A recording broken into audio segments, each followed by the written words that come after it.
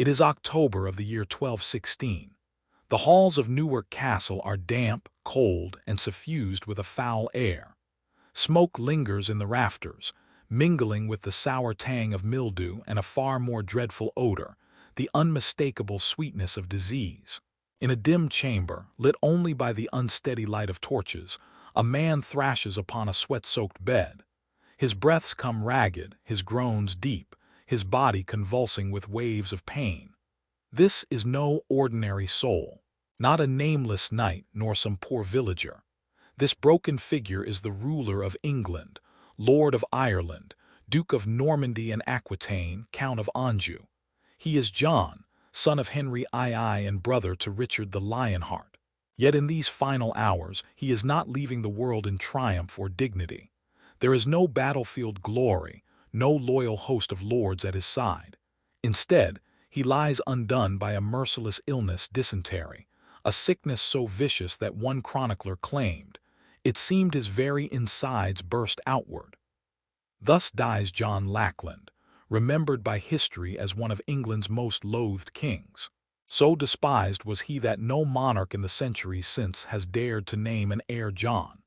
His end was squalid, wretched, and to many of his contemporaries, a fitting judgment for a reign steeped in cruelty and betrayal. And yet, in a twist that even John himself could never have foreseen, his disgraceful death would rescue the realm he nearly destroyed, and spark changes that would echo through history. To understand why his demise was seen as divine punishment, we must first look at the life he lived.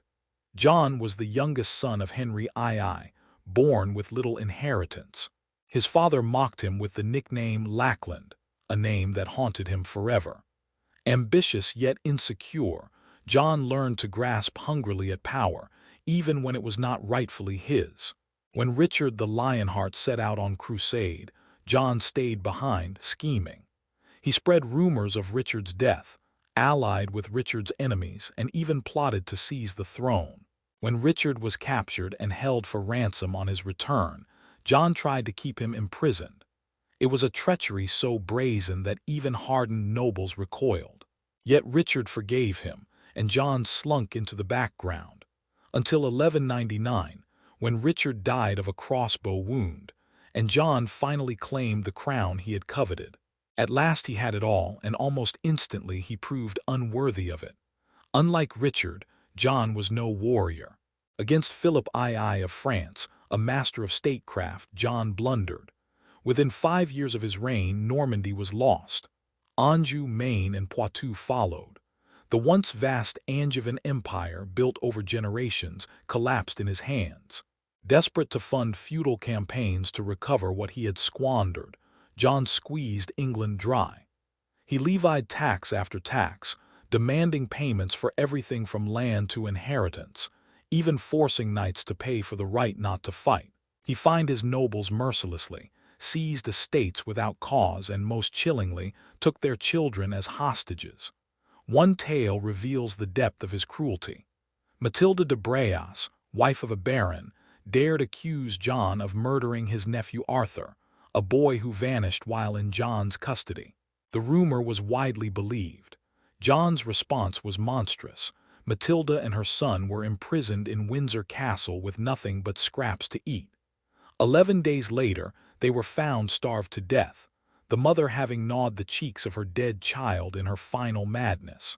Such was John's justice, but he did not reserve his arrogance for nobles alone. He quarreled even with the church. When he tried to impose his own candidate as Archbishop of Canterbury, Pope Innocent III resisted. John retaliated by seizing church property. In response, the Pope laid an interdict on England in 1208. The bells went silent, churches closed. No marriages, no masses, no Christian burials. For 6 long years, the kingdom lived spiritually cut off. Finally, the Pope excommunicated John himself, branding him damned in the eyes of Christendom. By 1215, John's tyranny united nearly everyone against him. His barons rebelled, seizing London. Cornered, John met them in a meadow at Runnymede. There he placed his seal on a document that history remembers as Magna Carta. Though born of noble grievances, hidden within its clauses were revolutionary principles. The king was not above the law, justice must be given, and no man could be imprisoned without judgment by his peers. But John never meant to honor it. With papal support, he declared it void, plunging the kingdom into civil war. Desperate rebels invited Prince Louis of France to claim the English crown. By 1216, John was fleeing his own realm, his throne slipping away. Then fate struck its final blow. Crossing a tidal estuary known as the Wash, John's baggage train, laden with treasure, jewels, and the crown of Alfred the Great, was swallowed by the sea. Horses, guards, wagons, all vanished beneath the tide. His wealth and symbols of power were gone forever, as if the land itself had turned against him. Weary and broken, John staggered on. At Swineshead Abbey he gorged recklessly on fruit and drink. That night the sickness began. Fever, cramps, and the bloody torment of dysentery. Too weak to ride, he was carried to Newark Castle, where he lingered in agony for days. On October 18, 1216, abandoned by all but a few, John died. Chroniclers wrote with grim satisfaction of a king whose body tore itself apart, a man consumed by the same poison he had poured into his realm. And yet his death saved the crown. With John gone, his 9-year-old son Henry was crowned king. Under the guidance of the great knight William Marshall, Magna Carta was reissued, softened but still binding. The rebels, seeing a child on the throne, laid down their arms. The French were driven back. Out of John's failures came peace, and Magna Carta endured as a cornerstone of English law.